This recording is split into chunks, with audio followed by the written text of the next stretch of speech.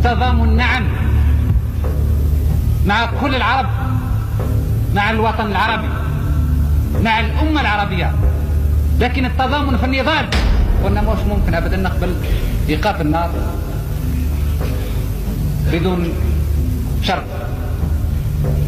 أنا عملت حرب وربحت يعني نجحت عليها ونعمل نسني لك نمضي لك عقد نتاع إيقاف النار، لا قلنا لا، فلتستمر المعركة والشعوب العربية كلها نقول بدون استثناء مستعدة للمعركة. والمعركة كانت توسع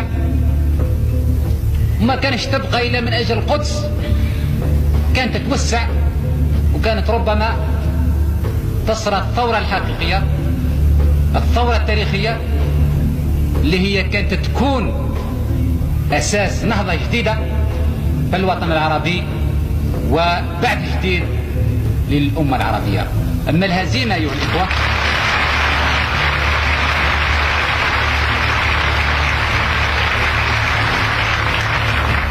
أما الهزيمة إذا كانت بقات وتأكدت معناها أنها تأكد بصفة نهائية، بصفة لا تدع مجالا إلى الشك والخلاف أن ما يسمى بالأمة العربية أو ما يسمى ببعث عربي جديد أو بنهضة عربية جديدة معناها انتهت.